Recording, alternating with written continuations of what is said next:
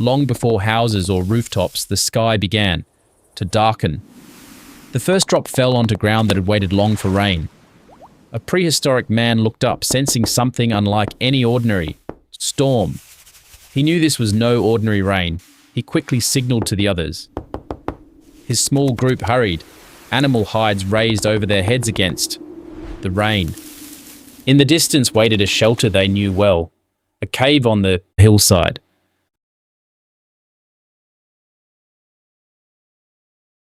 They climbed the slope, now slick with rain, gripping tightly onto the rocks. The one in front arrived first, glancing back to check the others were safe. One by one, they gathered inside the cave, drying their soaked bodies. And from within the darkness, they watched the beginning of a rain that would last a week. Inside the dim cave, one task came first, lighting the fire.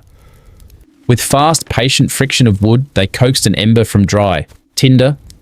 The first spark appeared. A thin wisp of smoke rose, hope beginning to glow. The fire grew. Tense faces relaxed. Light and warmth had returned. The dry firewood they had stored earlier now became their most precious resource. But danger was never far. A single drip from the ceiling could extinguish everything. When night fell, someone always kept watch. The fire could not die, not even for a moment. Morning came, the embers still glowed, proof of a night of patience and effort. The duty of tending fire was passed down, the old teaching the young, generation after generation. And at the heart of the cave, the fire kept burning, not just warmth, but proof they could survive. The days trapped by rain opened space for something else, sharpening their skills. A piece of flint was carefully chosen, ready to be shaped into a useful tool. Strike after strike, sharp flakes flew, so the art of stone knapping passed through generations. Each flake was inspected closely, searching for the perfect cutting edge. The stone blade was bound tightly to a wooden handle, ready for use. One by one, new tools lined up. Axes, spear points, and maul, scrapers. A woman put a new tool to use, carefully cleaning an animal hide. This knowledge was passed on directly. Adults teaching children how to grip and swing an axe. Scattered stone flakes covered the cave floor, evidence of the day's hard work. And while the rain kept falling outside, inside the cave, progress never stopped. Food supply became a priority. The hunted meat had to be processed before it spoiled. Strips of meat were carefully tied and hung above a low fire to be smoked. Thin smoke slowly wrapped around the meat, a preservation method proven over time. Wild berries and roots gathered earlier were now carefully sorted through. Woven baskets were arranged neatly along the cave wall, becoming their small pantry. An elder checked the smoked meat, making sure it was ready to keep longer.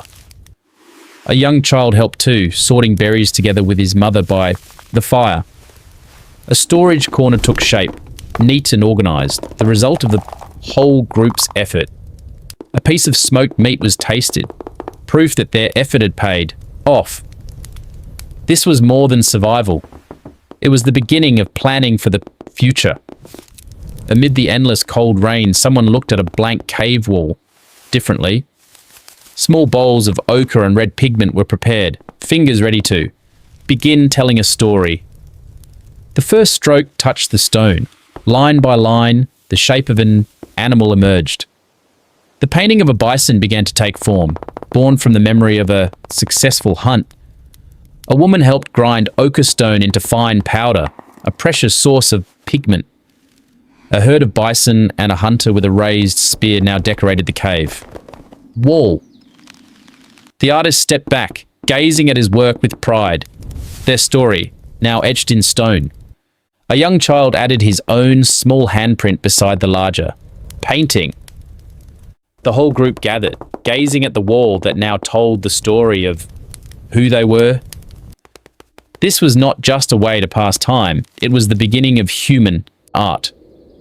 In another corner of the cave, a different warmth was felt, not from fire but from family. An elder began to tell a story, his hands bringing old tales to life.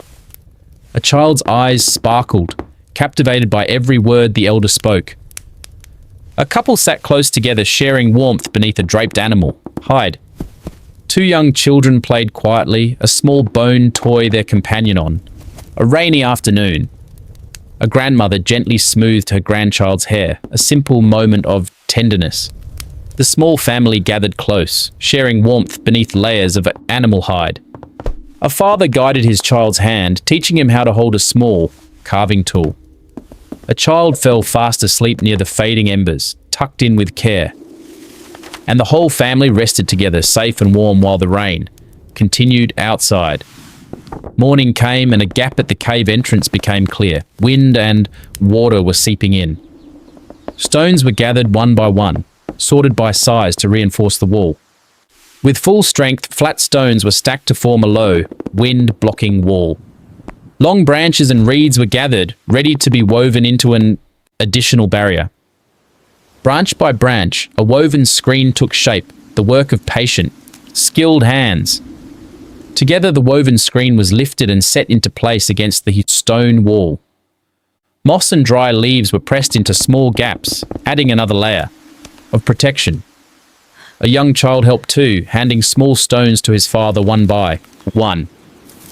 The cave entrance was now stronger, the result of the whole group working together. From inside, they looked at their new shelter, proof of their ability to adapt. Day after day passed. Someone always stood at the entrance, watching patiently.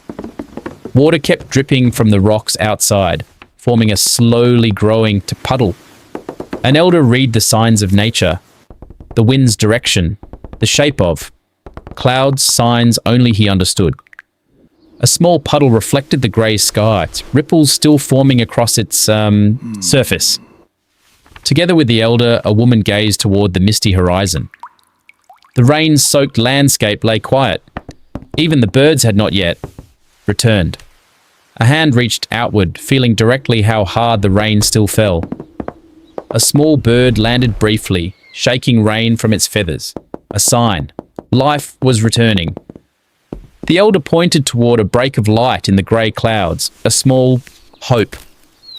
The rain began to soften into drizzle, and pale light started breaking through the distance. Golden sunlight began breaking through the slowly dispersing clouds. A relieved smile appeared on his face as sunlight touched his skin once more. The woven screen at the cave entrance was pulled aside, letting in light and fresh air. Spears and stone tools were gathered again, ready for the journey outside. A young child ran joyfully toward the sunlight waiting just outside the cave. A faint rainbow began to appear over the wet landscape, a sign the rain had ended. The elder stepped outside, closing his eyes to feel the sun's warmth for the first time in days. The whole group stepped out together, greeted by a landscape glistening with leftover rain.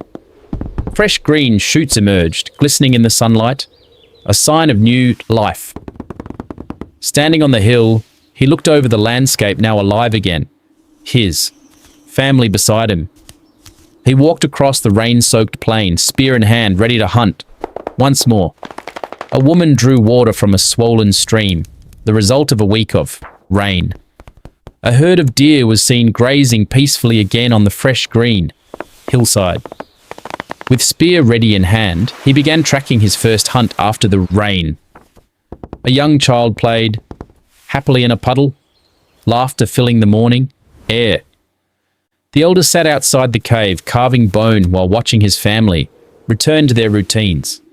The stone wall and woven branches they built still stood strong.